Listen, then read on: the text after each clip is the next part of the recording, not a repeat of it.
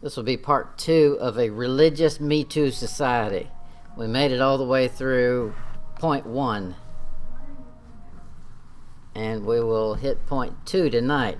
But our text is Jeremiah 7, verse 8. Behold, you trust in lying words that cannot profit. Will you steal, murder, and commit adultery, and swear falsely, and burn incense unto Baal, and walk after other gods whom you know not?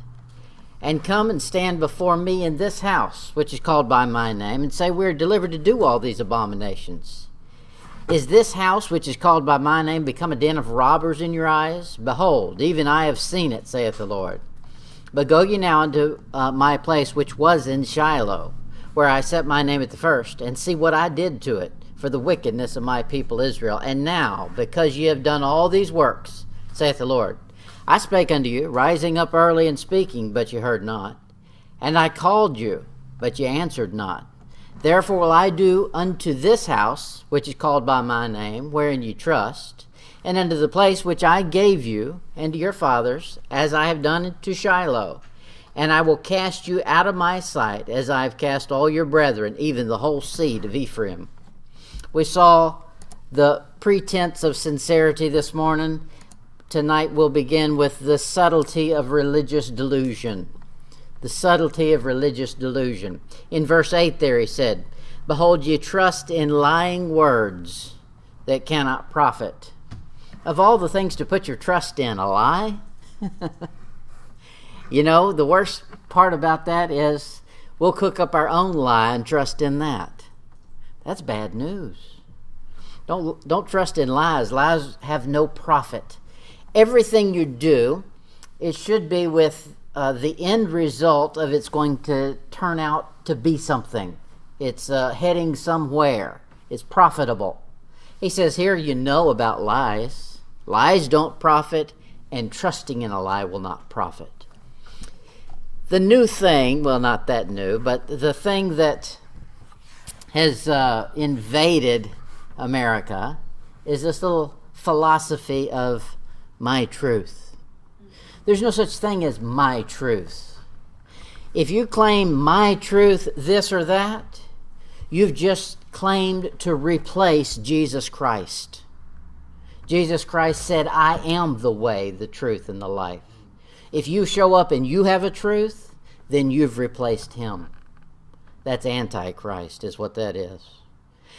Do you also have the way, the truth, the way and the life? I doubt it.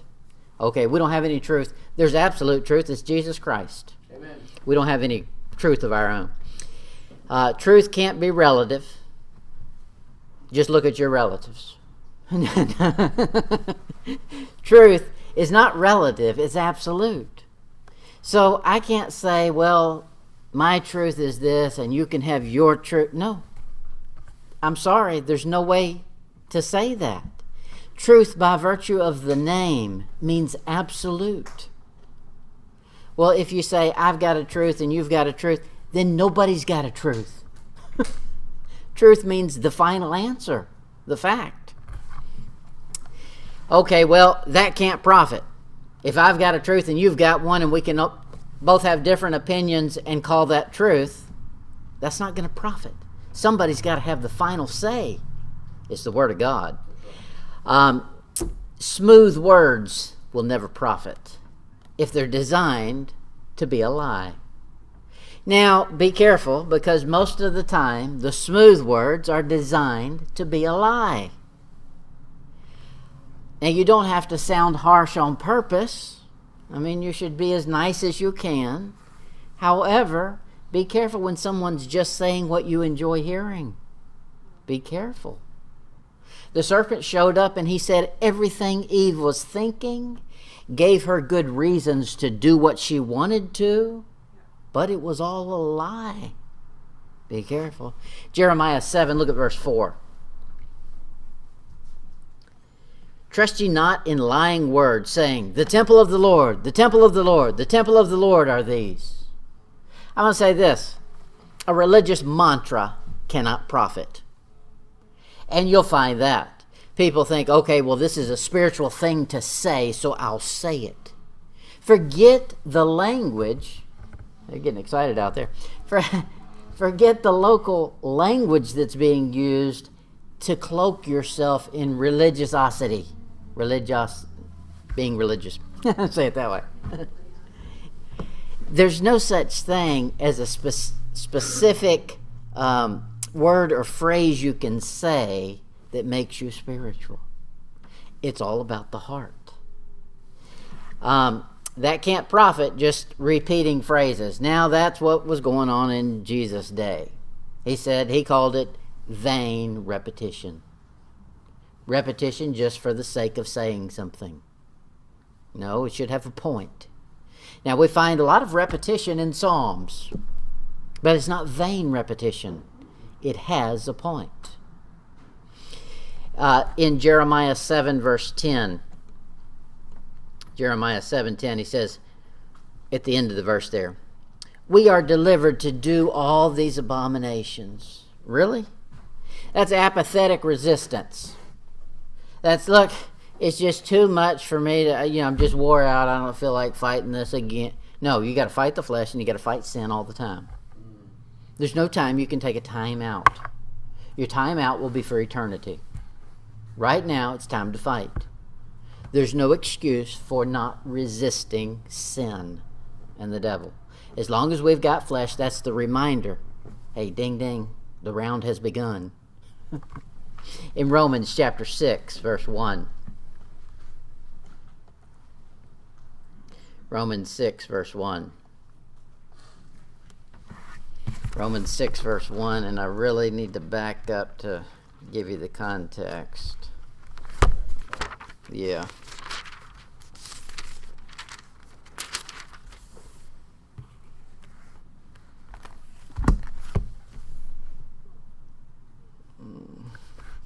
Somebody give me the verse. Where sin abounds, grace is much more abound.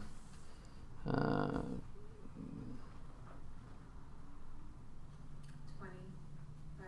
Yes. 5:20 is the context for chapter 6. So chapter 5, verse 20, Romans 5:20. Moreover, the law entered that the offense might abound. That is, God laid down the law so that when you crossed over the line, it would be obvious. That's what we do if you've got some property and you don't want people hunting on it. They'll tear up your land, shoot all your pet deer out there, whatever you got. They'll tear it up. So you post signs. Private property, no trespassing.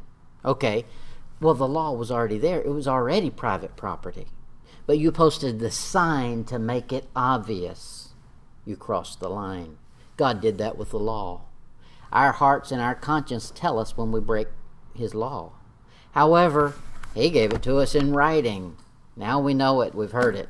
Okay, that's the reason for the law. Verse 20. But where sin abounded, grace did much more abound. Okay, he said, so here's the good news. The game warden that's going to call you out for crossing the property line is a gracious game warden. And he is. But you just go to him and you say, look, I did it. I messed up. I saw some pretty deer out there and I wanted to go kill them. And he'll say, okay, we're going to give you a slap on the wrist. Okay, that's grace. Grace comes in and we all deserve to be put under the jail and in hell. But because of grace, we're not. So, chapter 6 is continuing this thought. What shall we say then? Shall we continue in sin that grace may abound? This is the tricky thing. Christians say, see, I got forgiven for sin. So I really want to sin. I'll ask for forgiveness next week. But this week, I'm going to enjoy the pleasure of sin. Because I know there's grace on the other side and I can always get up. That's okay. No, sir. He says, verse 2, God forbid. How shall we that are dead to sin live any longer therein? Start questioning your salvation if you're comfortable enjoying the pleasure of sin, thinking you can postpone its confession.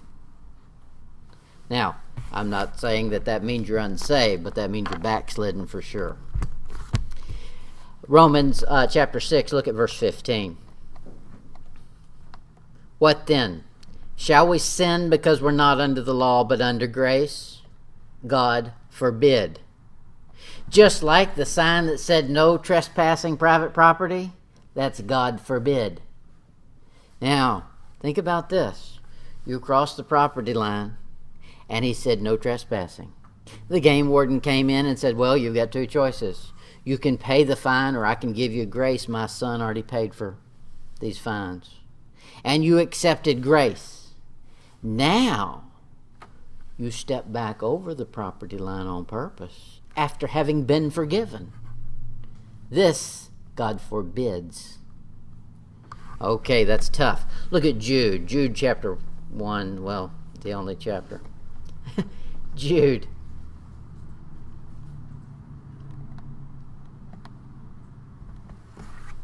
Jude 1, verse 4.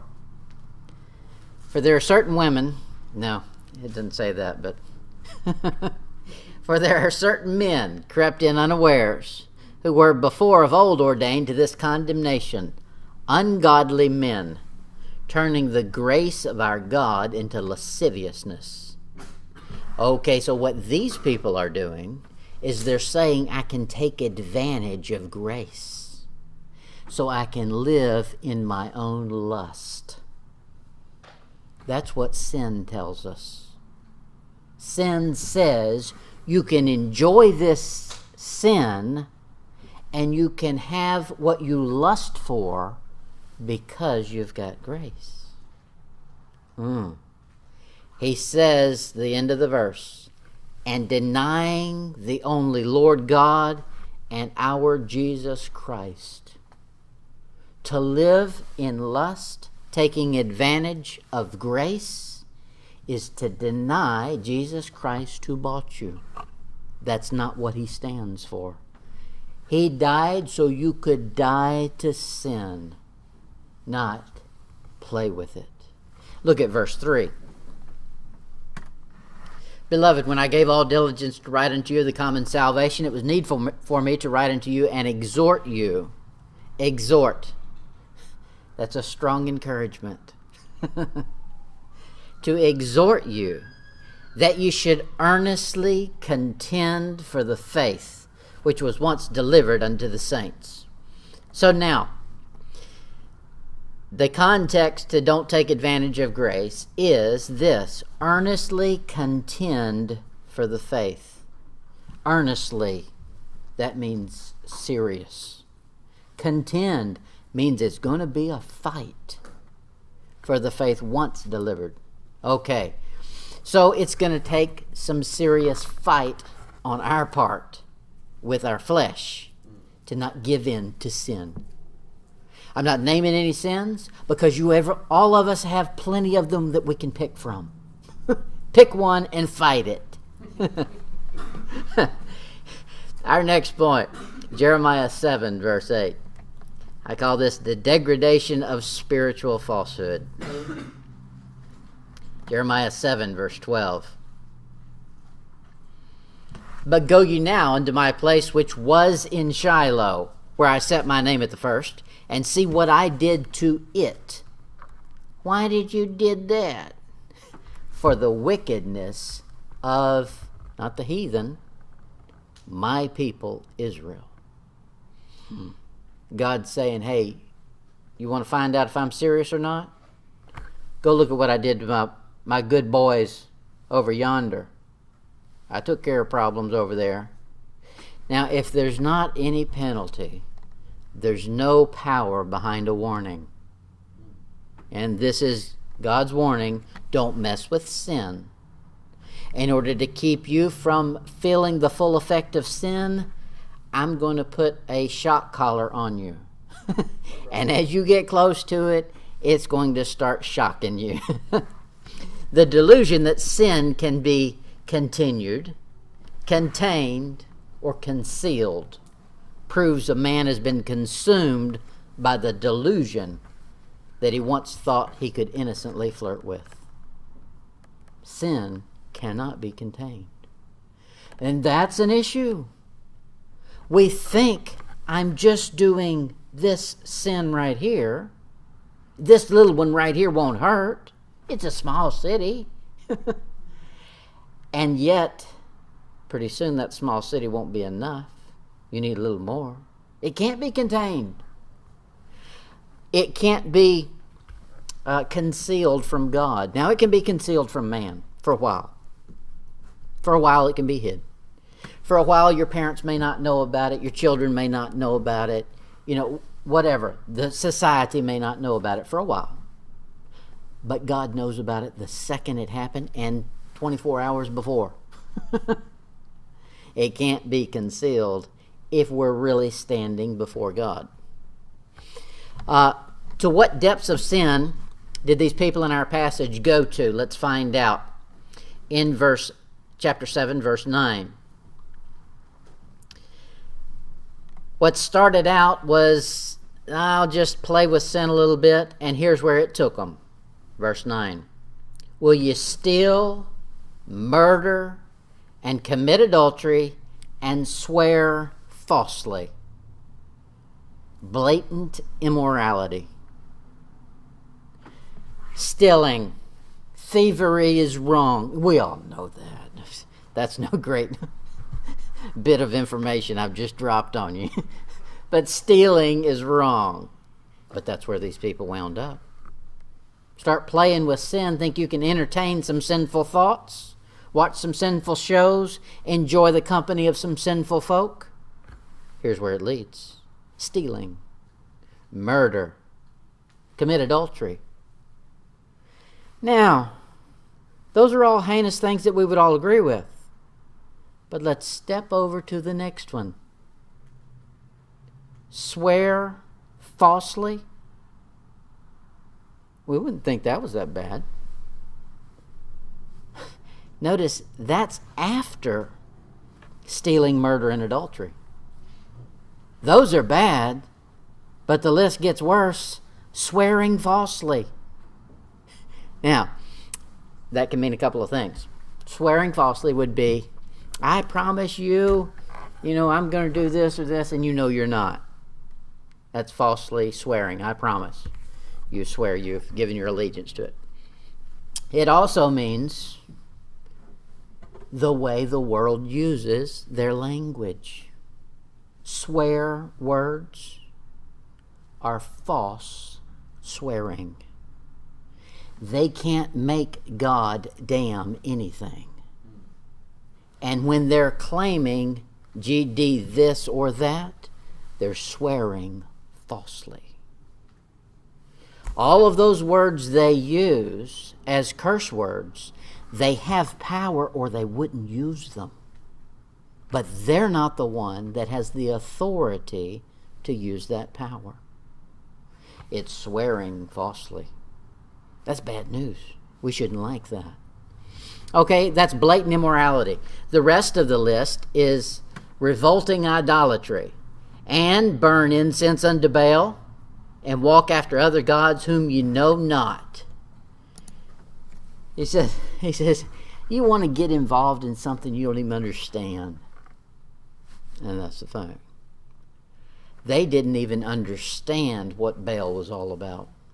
I'll guarantee you it hadn't all processed in their mind, or they wouldn't have first gotten involved in this Baal thing if they had sat down in a meeting and said, okay, Baal worship is basically about one thing. We're going to burn all your babies. They'd have been out of the meeting. Meeting over. You're crazy. But there was some kind of pull there. Some joy they thought they could enjoy. And it was a lust party is what the Baal worship was all about. And a side effect, the price they had to pay for it, was you burn your babies. Wickedness. But they got involved in it and didn't know all the ins and outs of it. We do that with sin. You don't know all the ins and outs of sin. When sin first approaches you, it only offers you what it wants you to see. You don't see the harmful effects that are going to follow. Religious blindness, Jeremiah 7, verse 11. Jeremiah 7:11. Jeremiah 7:11. I'll have a slushy. No. 7:11. Is this house, which is called by my name, become a den of robbers in your eyes? Behold, I have seen it, saith the Lord. They've become blind. They can't see straight. You've come to, now, we're not there, but you've got to imagine in your mind, I'm sure, that going to the temple was an awesome experience. God's power was concentrated in one spot.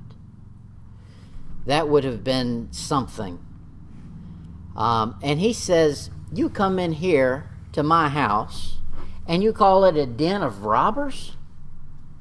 That's what your eyes see? Really? I'm here and all you can see is a den of robbers? Whew. We got to keep our eyes focused where they belong. That's right. Seeing the wrong things with our eyes is sin. We've been given eyes by God to see God in everything.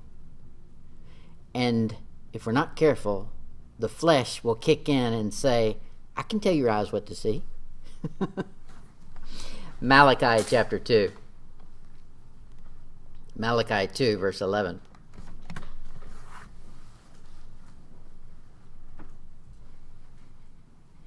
Malachi 2, verse 11. If you can find chapter 11, read that one. Malachi 2:11. Judah, that's exactly who we're talking about, hath dealt treacherously, and an abomination is committed in Israel and in Jerusalem.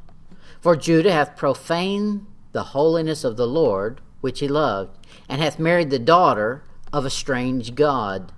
The Lord will cut off the man that doeth this, the master and the scholar, out of the tabernacles of Jacob, and him that offereth an offering unto the Lord of hosts. There he's saying, it doesn't matter what your titles are, and it doesn't matter the level you've achieved, masters and scholars, and they can come in and perform all the right motions and sacrifice to the Lord. However, if the heart's not right, I'm not accepting it, and I'm correcting for it. Now, we don't have to worry about going to the tabernacle and having a bad heart and doing the sacrifice and God seeing that we're a bunch of fakers. Ours is much worse. The tabernacle is us. 24/7, we are the tabernacle. So we had better be sure everything we do is with the right heart. Malachi 3, verse 13. Malachi 3:13. Your words have been stout against me, saith the Lord. Could you imagine that? I'd say, you used some pretty strong language on me there. Really hurt my feelings.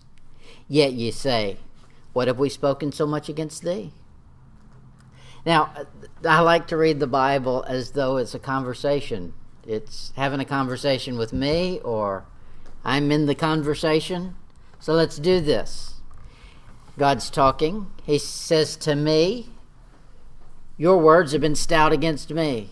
You know the first thing that comes to my mind? The rest of the verse. What have we spoken so much against thee? When? What did I say? That's exactly what Israel did. We got to be careful our language. The language we use could be viewed from God as being stout against him. Verse 14. Ye have said it is vain to serve God. Wow. Now, we've probably said that. I don't know how blatant we've become, but I'm doing everything I'm supposed to and nothing's turning out. It's not doing any good. That's speaking against God. It's vain to serve God? No, it's not. And what profit is it that we keep his ordinances and that we've walked mournfully before the Lord of hosts? What good did it do me to be all this, strict on following all this religious stuff? It didn't profit me. No, sir. Where there's no profit is in trusting in lies. Verse 15. And now we call the proud happy. Yea, they that work wickedness are set up. Yea, they that tempt God are even delivered. Okay, so we look around and we see the world, the pagans, the heathens, the out-and-out wicked people, and we think they're just having a ball. They're getting everything they want and doing whatever they want. That's a lie of the devil. That's all the devil's got to try to make us trust in a lie. And you just watch that for a little while and you'll see they ain't so happy. That lie crumbles quite often. All right, the next thing we'll see is the foolishness of God's message being ignored. This is the great thing about God, is that he always gives warnings, and it's never just one. He's always tapping us on. He remembers that we're flesh, and we're just made out of dust, and we're stupid. He knows that. So he continually tries to warn us. Look at verse 13. Jeremiah 7:13. And now, because ye have done all these works, saith the Lord, and I spake unto you, rising up early and speaking, but you heard not. And I called you, but ye answered not. Back up to verse... Where are you? that was Jeremiah 7:13. Okay. Back up to Jeremiah 7:3. Thus saith the Lord of hosts, God of Israel, amend your ways and your doings, and I will cause you to dwell in this place. See how the tone has changed. He began in verse 3 offering a goodie if you would do the right thing. But now the goodie's taken away. Now it's a threat. I'm going to destroy this place like I did over in Shiloh. If you run over there, see all the ghost town that's become. God did his part. He tried to restrain and rectify these deceived rebels, but they wouldn't hear. Notice verse 13. What was so bad that they did? They didn't curse him. They didn't shake their fist in God's face. They simply answered not. God's pretty tough, isn't he? He doesn't say, you can ignore me and I'll just come back to you when your phone isn't busy. No. He's not gonna leave a message. He knows your phone has registered his call. That's enough.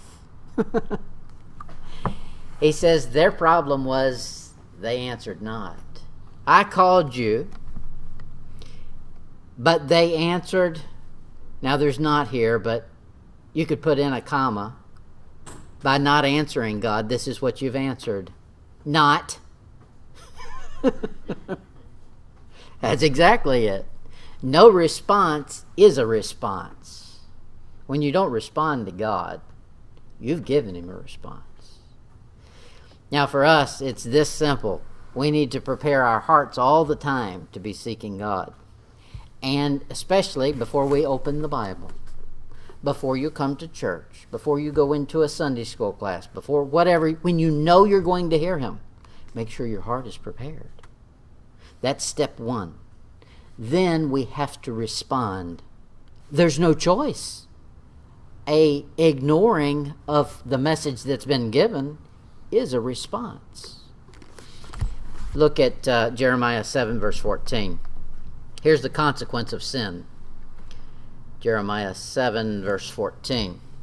Therefore will I do unto this house, which is called by my name, wherein ye trust, and unto the place which I gave to your fathers, as I have done to Shiloh. And I will cast you out of my sight, as I have cast out all your brethren, even the whole seed of Ephraim. He says, I'm going to do it. Now, God doesn't make vain threats. They trusted in Zion. And I mean, they had good reason for doing that. They relied on the fact that God had given a covenant, not only to them, but to their fathers. One day, Zion's going to be the capital of the world. And it still will be one day. But that doesn't mean they got to enjoy it. Look at Malachi 2, verse 2.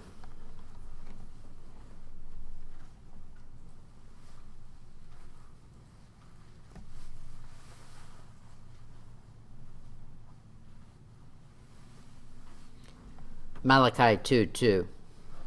If you will not hear, and if you will not lay it to heart, they're ignoring him, to give glory unto my name, saith the Lord of hosts, I will even send a curse upon you.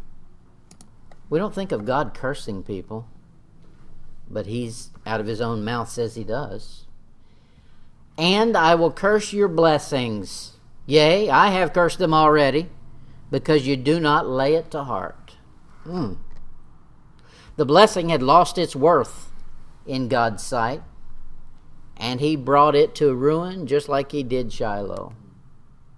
Nothing retains its spirituality or its security when it's prostituted for the purposes of falsehood, selfishness, and indifference. You're a Christian. You play on a different set of rules. Judah believed herself safe from banishment, even though she just watched the 10 northern tribes go into captivity. You can parallel that thing. They are almost mirror copies of each other. They do the same things. They get deported the same way. They weren't learning. David was from Judah. That was the royal tribe, Judah. You know, the scepter will not depart from Judah, nor a lawgiver from between his feet. However, God says, even that blessing, I'm not beyond taking away from you individually. No privilege or promise could shelter the guilt of this tribe, and it was more than one tribe, but Judah, meaning the southern kingdom, from righteous judgment. God is righteous. We cannot divorce the fact of his holiness from his mercy. He has holiness, he does have mercy, but he has holiness that demands sin be punished. No way around it. God's special plans, promises, and blessings never interfere with his holiness. Has he promised you some things? Great. He'll fulfill them. Has he blessed you with some things? Great. But it's not going to interfere with his holiness if you've become unholy. Selfish pretense becomes religious delusion, and that leads to moral degradation, and that'll drown God's message. But the consequence cannot be averted. In conclusion, Hebrews chapter 3.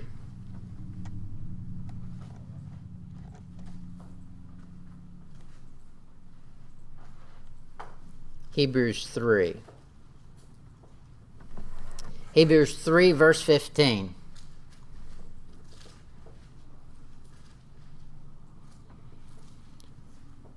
Hebrews 3:15. While it is said today, if you will hear his voice, harden not your hearts, as in the provocation.